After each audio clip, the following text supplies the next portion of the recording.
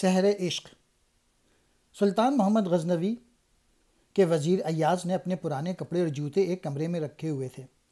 وہ روزانہ اس کمرے میں جاتا اور اپنے پرانے کپڑوں اور جوتوں کو دیکھ کر کہتا، اے ایاز قدر خود بشناس، اے ایاز اپنی قدر پہچان، بادشاہ کی خدمت میں آنے سے پہلے تیری یہ اوقات تھی، پیوند لگے ہوئے یہ کپڑے اور جوتے پہنتا تھا، اپنے موجودہ مرتبے پر نازاں ہو کر اپنی اصل کو نہ بھول جانا۔ دیکھنے والے بھی قیامت کی نظر سے دیکھتے ہیں، اس کا روزانہ اس کوٹھی میں جانا بھلا کب تک پوشیدہ رہ سکتا تھا۔ دوسرے عمرا اور وزیر اس سے حسد کرتے تھے۔ انہوں نے محمود کے دل میں شبہ ڈالنے کی کوشش کی اور کہا کہ ایاز نے ایک کمرہ زبردست تالوں سے بند کر رکھا ہے، کسی کو اس کے اندر جانے نہیں دیتا اور نہ ہی کسی کو بتاتا ہے کہ اس میں کیا بند ہے۔ ہو سکتا ہے شاہی خزانے سے چرا چرا کے اس میں وہ چیزیں رکھتا ہوں، اس کے کمرے کی تلاشی لی جائے، اس کی وفاداری کا بھرم کھل جائے گا۔ بادشاہ ایاز کی وفاداری اور پاک بازی پر پورا یقین رکھتا تھا۔ بادشاہ نے کہا، مجھے اس غلام پہ حیرت ہے، اور حکم دے دیا کہ اس کمرے کے تالے توڑے جائیں اور جتنا مال و دولت اس نے ذخیرہ کیا ہوا ہے اس کے متعلق مجھے آگاہ کیا جائے۔ بادشاہ کا حکم پاتے ہی حاسدین نے قفل توڑ ڈالا اور اندر گھس گئے۔ انہیں کوٹھی کے گوشہ گوشہ چپا چپا چھان مارا، سوائے بوسیدہ کپڑوں اور جوتوں کے کچھ نہ ملا۔ آپس میں کہنے لگے، ایاز بہت چالاک ہے، ضرور اس نے جوہر دفن کر رکھے ہوں گے۔ انہوں نے کھدالیں لیں اور پھاوڑے لے کے سارے کمرے کا فرش توڑ ڈالا، مگر ہاتھ کچھ نہ آیا۔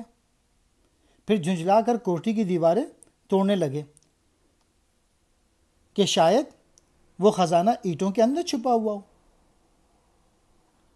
بادشاہ نے پوچھا، یہ بتاؤ وہ مال و دولت کہاں ہے جو تم ایاز کے کمرے سے لوٹ کر لائے ہو؟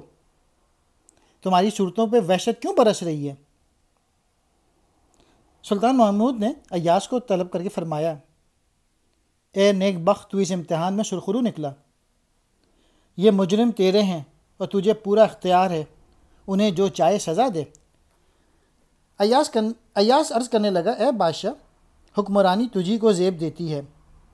جب آفتاب اپنا رخ روشن دکھاتا ہے تب ستارے نابود ہو جاتے ہیں۔ سلطان محمود بادشاہ کہنے لگے، یہ تو بتاؤ، تم ہر روز اس کمرے میں اکیلے داخل ہو کے کیا کرتے تھے؟ اس بھید سے ہمیں بھی تو آگاہ کرو۔ تجھے ان پرانے کپڑوں اور بوسیدہ جوتوں سے کیا وابستگی ہے؟ ایاز کی آنکھوں سے موتیوں کی لڑی جاری تھی۔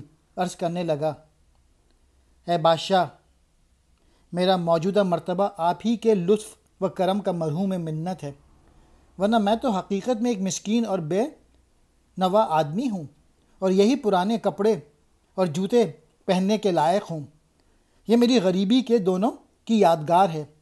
ان کی حفاظت کرنے سے میری غرض یہ ہے کہ اپنے بلند منصب اور شان پہ مغرور ہو کے کہیں اپنی حقیقت کو نہ بھول جاؤں۔